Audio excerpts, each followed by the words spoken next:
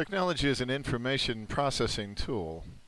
Although computer-based technology may have had its roots in behavioral learning theory, as you saw in the chapter on that subject, current technology is more likely to reflect an information processing perspective. The technological tools described in this section influence how we access, filter, represent, and evaluate knowledge. As matters of cognitive load and the difficulty of creating learning strategies have been clarified, technology has been called on to help overcome these constraints and reduce the cognitive processing burden of complex tasks. For instance, technology can help a learner grasp an idea for a musical composition, see the structure of her writing plans, watch chemical molecules react, or provide complex environments, complete with problems that need solutions. But as you read through this section, please keep in mind that what we said earlier about technology and other teaching tools is that there is no one-size-fits-all solution to the challenge of teaching others. Technology, as useful as it can be for helping you achieve certain goals, has potential costs. Here's one example of what we mean. Because human beings are limited in how much information can be processed at any point in time, students can easily become overloaded, lose track of the point of an assignment, and be unable to recall much of the material they encounter as they read and click on the links of web pages and hypermedia programs. So how do we know this is so? Research has demonstrated this outcome many times. In one case, a group of students watched a news anchor read stories while headlines about sports, weather, and other news of the day slowly crawled along the bottom of the screen. The other group watched the same broadcast, but with the news scroll taken out. Students in the first group recalled significantly fewer facts about the stories read by the anchor than did students in the second group. The solution for teachers is twofold. First, teach students how to be disciplined and purposeful users of technology. Second, choose hypermedia programs that have the fewest features that will allow you to accomplish your instructional goal. Technology tools for writing. One of the most important parts of the writing process is the pre-writing phase. This is the point at which authors generate, evaluate, and organize their ideas. For novice writers, which most students are, the prospect of having to do this entirely on one's own can be quite anxiety-provoking. For many students, it is comforting to have a friend available as a sounding board. This can be easily accomplished through the use of online synchronous chats, basically instant messaging. Students can share ideas in real time with one or more classmates on the topic they are writing about. Not only does this give students additional opportunities to write, but the chat writing doesn't have to follow the same grammatical conventions as formal writing assignments.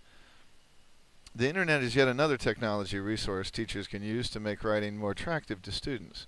One approach that shows promise is the use of weblogs, commonly referred to as blogs. See discussions in previous chapters, especially the resources for further investigation in Chapter 3. Blogs can take the form of a personal journal in which the writer makes periodic entries for others to read, or they can be like a bulletin board in which the online audience responds both to what the author has written and to the comments of others. Now, you may run across arguments to the effect that blogs induce students to produce lower quality writing because the primary audience is one's peers rather than one's teachers. It sounds logical, but it's not true, at least among college students. Research clearly shows that students' blogs show less plagiarism and clearer and more persuasive prose than the classroom assignments written by the same students. To learn more about blogs and how to start one, visit the Education World website. Two other websites that provide opportunities for collaborative writing projects are Classroom 2, a social network for those interested in Web 2 technologies and education, and the KidLink project. Technology tools for reading. As with writing, the use of electronic support systems to increase students' reading skills has increased around the world. In comparison with primary grade students who read a print version of a story, students who listened to a story from a CD-ROM storybook significantly increased their sight word vocabulary, reading level, and ability to retell the story accurately and completely. When third graders had to read a CD story themselves, but were able to use such other features as clicking on words and illustrations to obtain pronunciations and definitions, their retelling scores did not differ from those of children who read a print version, but they did score significantly higher on comprehension questions. The American Library Association provides access and evaluations of online resources that encourage learning. One online research for educators is the Young Adult Library Services Association, YALSA, which holds monthly meeting. Yeah, they hold monthly online chats. Technology tools for science and math. In mathematics and science, researchers have argued that students should spend less time manually calculating and plotting data, and more time using technology to summarize and interpret data, look for trends, and predict relationships. To help teachers put this philosophy into practice, Marcia Lin and others created the Web-Based Inquiry Science Environment, WISE project. Based largely on constructivist learning principles and 15 years of classroom research, the WISE website contains a variety of science projects that teachers can adapt to local curricula and to state and national standards. The overarching goal of the WISE learning environment is to help students make connections among science ideas rather than memorize isolated facts whose relevance is not understood and that are soon forgotten. For each project, students have to locate relevant information on the web, record and organize their findings in an electronic notebook, and participate in online discussions to refine their procedures and conclusions.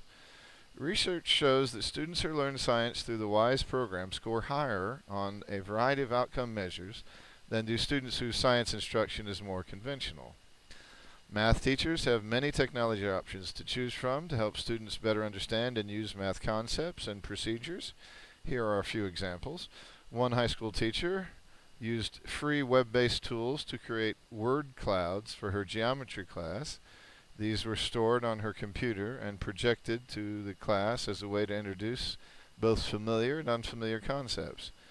To help students better understand rate of change data in graphs, two educators describe how teachers can use motion data collection devices that are connected to a computer.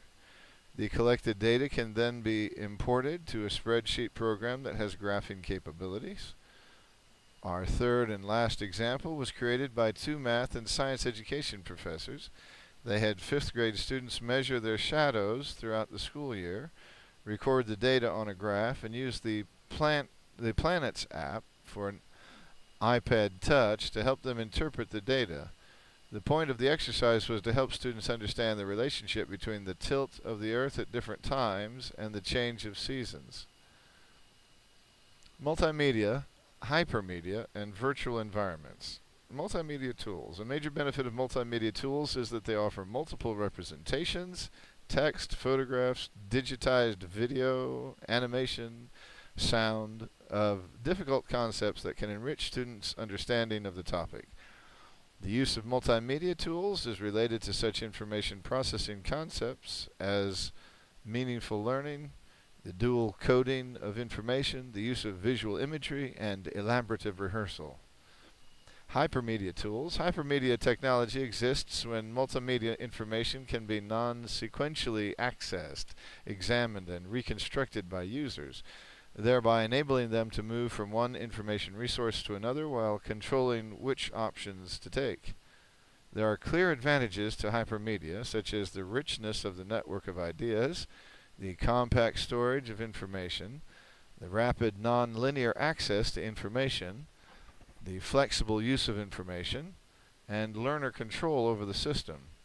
Not surprisingly, it has been suggested that hypermedia tools radically alter the way people read, write, compute, and perhaps even think. Virtual environments. By combining multimedia and hypermedia capabilities, researchers and designers have developed rich, complex virtual environments in which multiple learners can engage in individual or collaborative learning experiences. We mentioned these environments called multi-user virtual environments, or MOVs, in Chapter 2.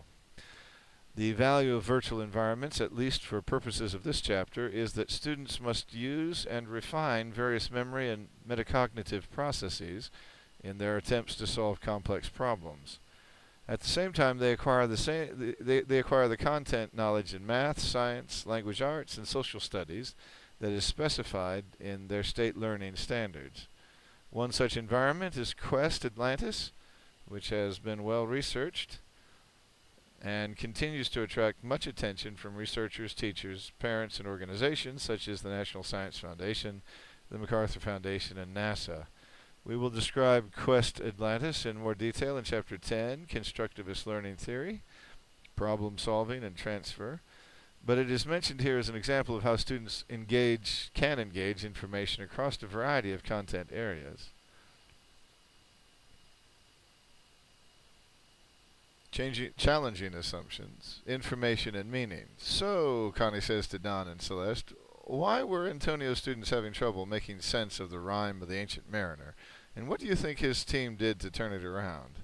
Celeste says, I think Antonio had the right idea at the beginning. He knew the poem was going to be hard to understand, so he tried to help the students process the information. But reading it aloud didn't help them understand it. Right, Don adds.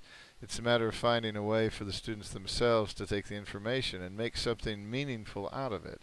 And I think I know what Antonio's team did. I think they gave them illustrations of the poem. Not exactly, says Antonio, although illustrations were used. I think you gave them a simplified version, maybe an annotation, said Celeste. Well, not exactly, said Antonio, although a simplified version was used.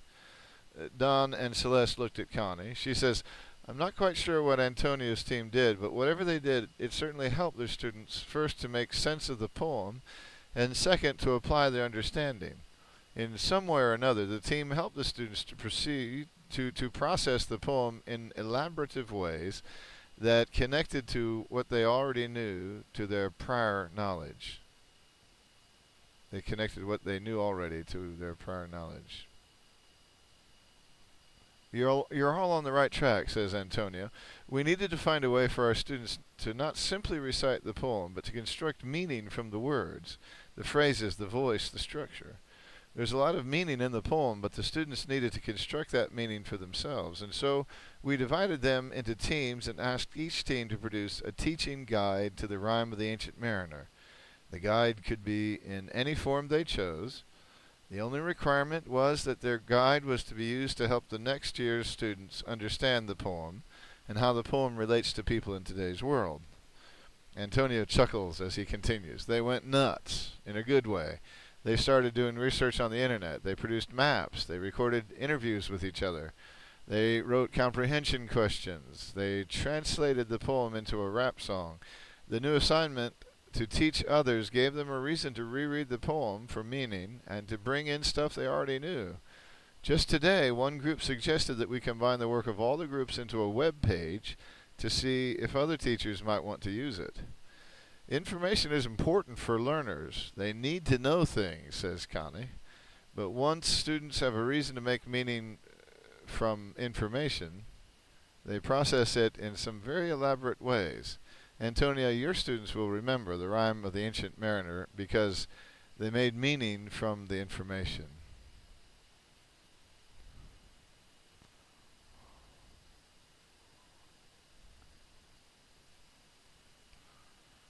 Here's the summary.